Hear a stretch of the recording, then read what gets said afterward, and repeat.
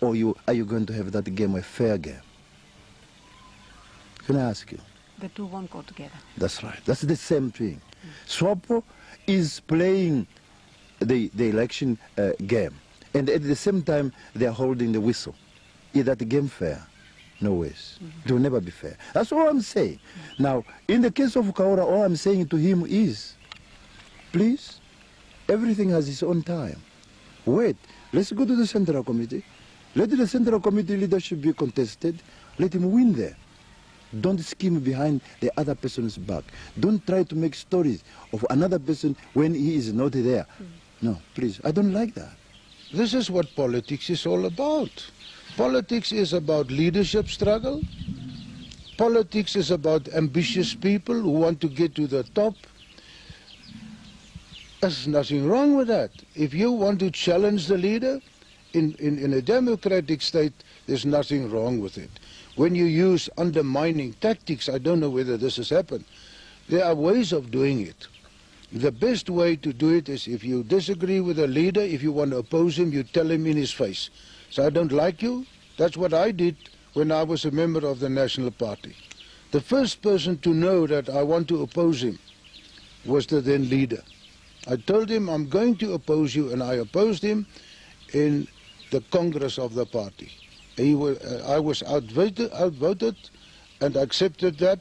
I had to decide then what now, and then I left the party. So what does the future hold for the DDA? Dirk Mach vacated the front stage a long time ago. Walter Gabab, one of the members, left DDA a couple of weeks ago and formed his own party. Muyongo may continue with the UDP should he not get reinstated. Is this a sign of dissolving the party? No, I don't think the DDA should be dissolved unless something better can come in its place. A party does not necessarily stay on forever. I mean, there will come a time when a party has fulfilled its role under new circumstances. A new party might originate or might start. Yes, that's possible. But there must be an opposition, because nothing could be worse in a democratic state than a one party or one party being too strong. But I believe strongly that with a mature mind and putting national interest first, we are able to overcome that. It will really depend on the players in this situation. For Kaura, now acting DDA president, the future of the party is still bright, and he refutes any speculated split within the party. There's no possibility of the party splitting. I hope people would not interpret difference of opinion, people airing their opinions differently, to interpret that as a possibility of a party splitting apart. That imminent split is not there. The DDA is still the official opposition, and we do not want to stay in that position of being just an opposition party. We would like to work to the point where we can take over the leadership of this country. So that imminent split is just speculation. The executive committee of the DTA yesterday suspended Mishak Muyongo as the president of the party with immediate effect. The suspension of Muyongo resulted from his alleged advocating of the secession of the Caprivi. But Muyongo refutes such allegations, stating that what he meant was a discussion of the history of the people of Caprivi and how they came to be who they are today, and nothing more. So, are you saying that the whole issue has been taken out of proportion? Totally. I don't even see the excitement of people in the whole thing. Totally take it out of context. But if that suits them, let them think so. Muyongo never said that. Muyongo never said about secession. Never. I saw it in the paper, the secession. Oh, I don't know where it comes from. I don't know where it comes from. I said, mark my words, people are debating. And then the journalist asked me, if they asked you, what are you going to do yourself? I said, I'll do it with pleasure. I'll help them to debate the issue and to understand it. You must educate people. I am being questioned myself because I was the leader of KANU when we went into exile. It is me who signed that agreement to merge with SWAPO. People, they are asking me. They have that right to ask me, and I must explain it to them. But what has prompted the debate now, today? Why is it happening today, now that the opposition as a DTA leader is being threatened? Why now? Is it a coincidence? Firstly, the debate has been going on for some time. The debate has been since independence. I told you, make sure, check note of the other interview we had. I said, poverty has come in now. People are getting very poor now. Unemployment is all over. Young people have finished the schools matric. They are full here. Their future is bleak. Take note, their future is bleak. It sounds like, or the general feeling is that it's not necessarily the future of the people that is bleak, but your future, it's because your future is bleak. Listen, apparently in 1965, you opened the debate when your future was bleak.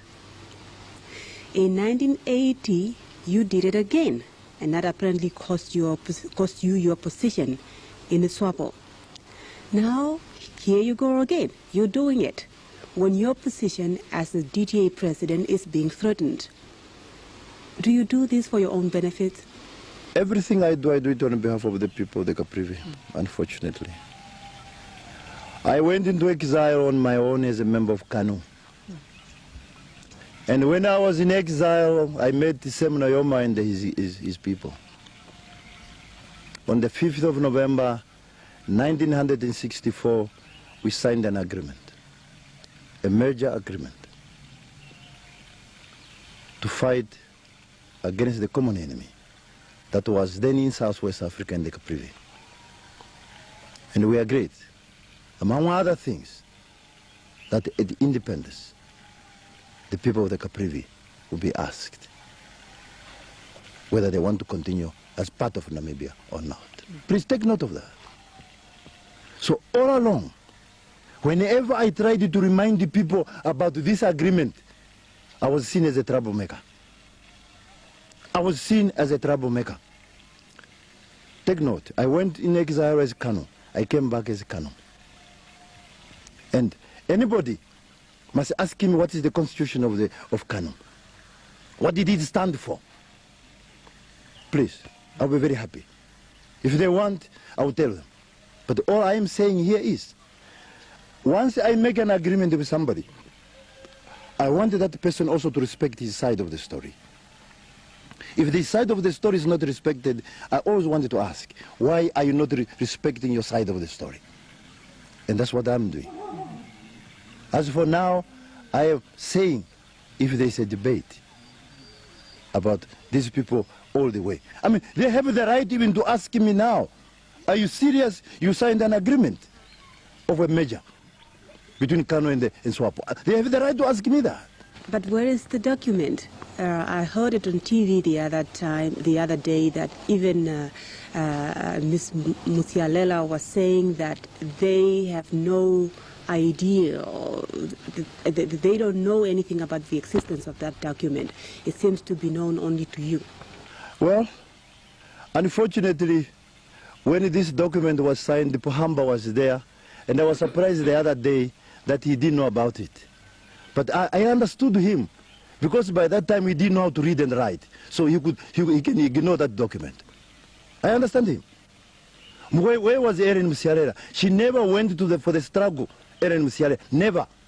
She was found in Lusaka. He went to Lusaka on marriage. She went there to get married. She was married to a Zambian. When she got there, when a marriage failed, she joined the SWAPO. What are we talking about? This one, what does she know? What does she know about the agreement? How could you, and this is the question being asked by many, you, a member of parliament, the person who was part and parcel of the drafting of the Constitution, would go out in public and debate publicly such an issue? Well, I didn't know that our Constitution forbids to learn.